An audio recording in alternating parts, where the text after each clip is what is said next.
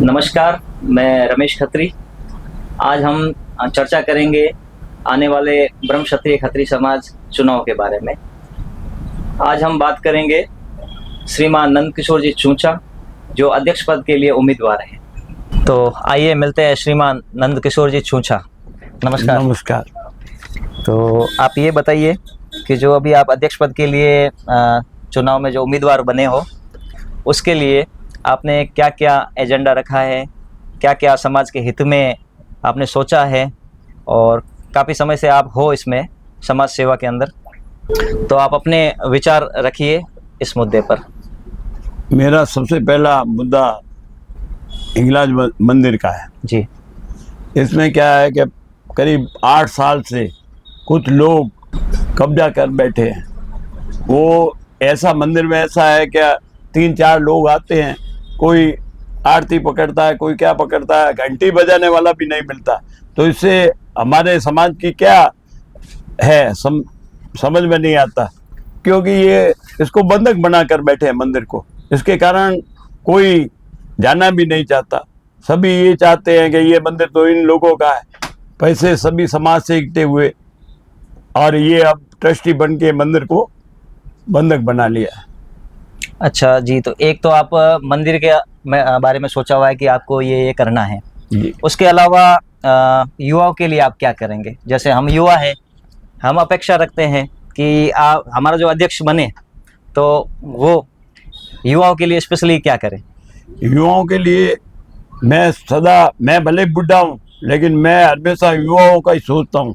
हर काम, कोई भी युवा मेरे पास आए कि ये काम मेरे को करना है, मैंने आज तक किसी को मना नहीं किया है। और जो भी उनके काम सुविधा होगी या उनके कुछ काम होंगे तो मैं उनके साथ खड़ा हूँ 24 घंटा। जी बिल्कुल, अच्छी बात है, ये जानकर खुशी हुई हमें।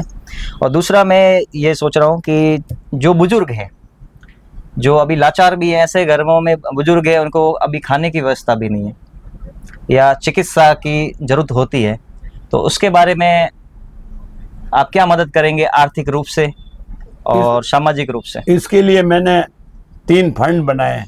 एक चिकित्सा फंड, शिक्षा फंड और पेंशन। जो लोग कमा नहीं सकते उनके लिए हर महीने पेंशन पहुंचाई जाएगी उनके घर पर। आपने जो एक मैनिफेस्टो बनाया है, उसके बारे में, आप मैनिफेस्टो के बारे में थोड़ा चर्चा कीजिए तो हमारे दर्शकों को मालूम पड़े, समाज के बंधुओं को मालूम पड़े।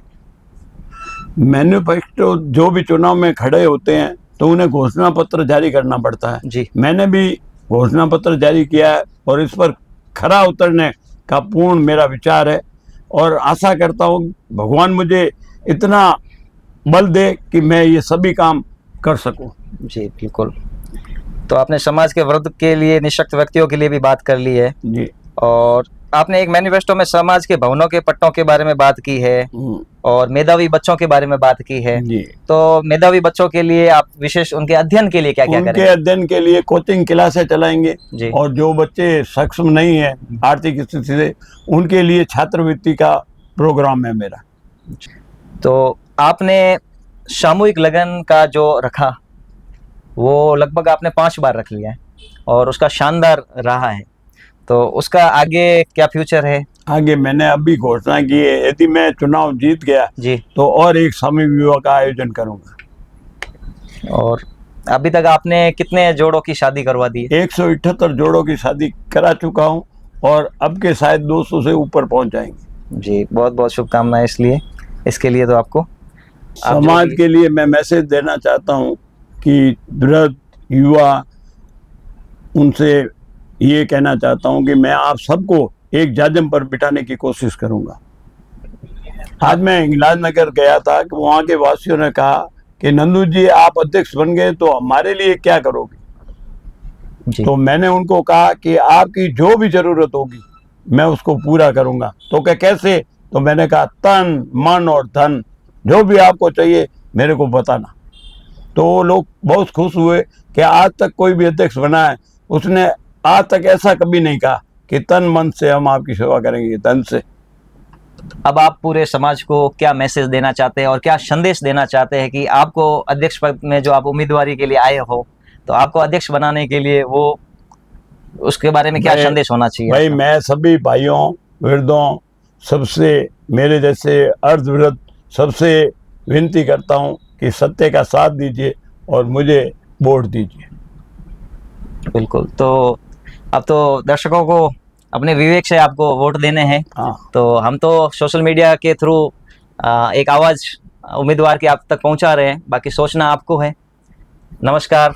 और नमस्कार सर। आप यहाँ पर पधारे उसके लिए बहुत बहुत धन्यवाद। नमस्कार सर। तो ये थे नंदकिशोर जी छूछा, जिनकी बात हमने आज प्लेटफॉर्म, सोशल मीडिया प्लेटफॉर्म पे आपके सामने रखी है। अब आप अपने विवेक से समाज के हित में जो आपको सही लगे, आपको सोचना है उसके बारे में, और अपना अमूल्य वोट उसी को दे जो आपको अपने समाज को आगे बढ़ाए, अपनी बात सुने।